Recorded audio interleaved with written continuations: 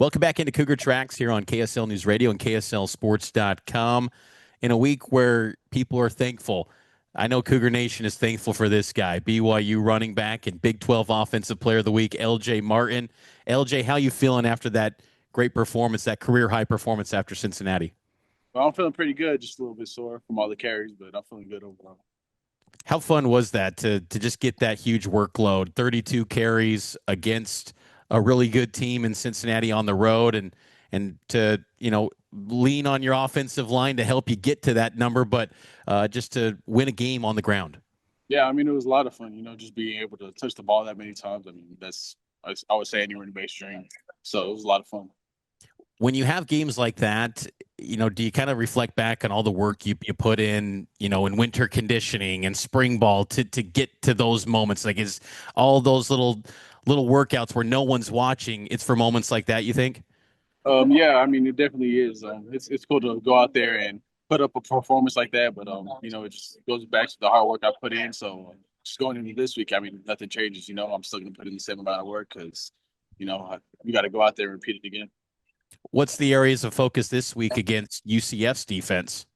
Just being physical again. I mean, just going out there, they can be a really good defense. They're fast, physical, but we just got to be tough too and just go out there and play football at the end of the day. How much of the messaging from Kalani and Coach Roderick is letting the team know about, this UCF team is in a similar spot that BYU was in 2 years ago, where they're trying to get one more win to get to the postseason. The opponent, BYU in this case, but Oklahoma State 2 years ago, they were just win and they go to the Big 12 title. And that was a dogfight. That was an overtime game. Just how much is maybe that messaging of like, hey, don't take these guys lightly?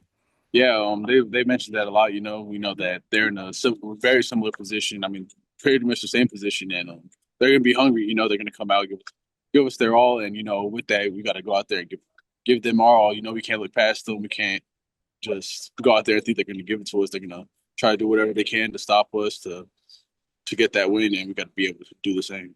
It was pretty cool at Nippert Stadium on Saturday. I saw you like embracing the fans, like many of the players on your guys' team. But then after, I saw you talking with Isaiah Jada, and I think sometimes these big rushing performances, fans forget to give praise to the offensive line.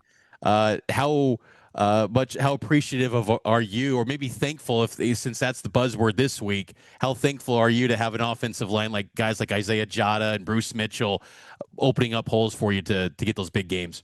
Yeah, I'm very grateful. I mean, without them, the play doesn't get started. And that's for every play. So, just for them to be out there, they're the most unselfish group on the field. They won't do anything that'll make them record a stat, but I mean, they're the key of every play. So, for them to be out there and just doing that for me, and they're just really unselfish and just get things going. So, I just love being around them. And how rewarding has it been to continue to that relationship, have that blossom with Bear Bachmeyer, the quarterback, who's the second leading rusher behind you on this team? What can you say about Bear and what he means to this team? Yeah, I mean, he means a lot. Tough kid. You saw that in the game on Saturday, and he's doing whatever it takes to win. So we just have a lot of respect for him, and we're really proud of how he's played so far. How optimistic or confident are you that you and this group are tuning out the playoff noise and what maybe lies ahead, and just trying to go 1-0 this week against a UCF team that's been competitive in many games this year? Yeah, it's just knowing that nothing's given to us yet. We haven't earned anything. We gotta win every game from here on out, and to be able to play another one. So it starts this week, and it's going to keep on going. And but it starts this week, so we got to give this game our all, and then we'll see how the rest goes. Galani was very complimentary of you earlier this week about how, people on the outside are talking about you, maybe being an NFL guy, but you're not really focusing too much on that. I mean, is that something that's creeping in your mind at all? Do you talk with the coaches about where your future stands after this season? How do you approach it? Are you just not letting that really kind of capture any of your attention right now? No, I'm just trying to stay in the moment. It's been fun playing with these guys, so I'm just trying to enjoy the moment.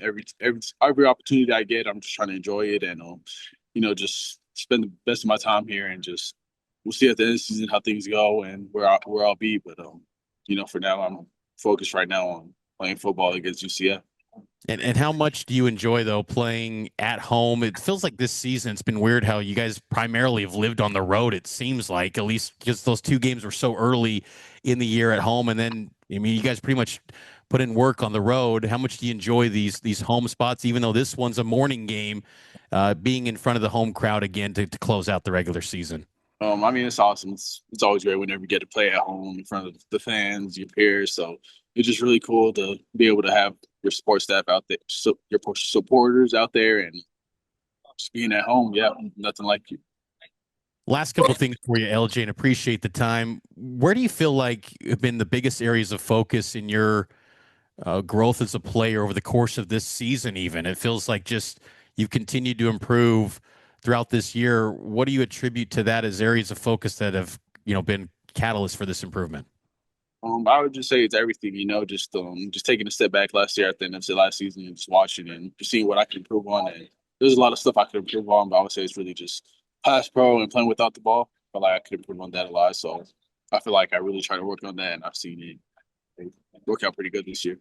And do you think it also ties into just your knowledge of the offense? Kalani's noted that. I mean, you know this offense inside and out. Do you agree with that sentiment and just your comfort of what this offense expects of you from Aaron Roderick?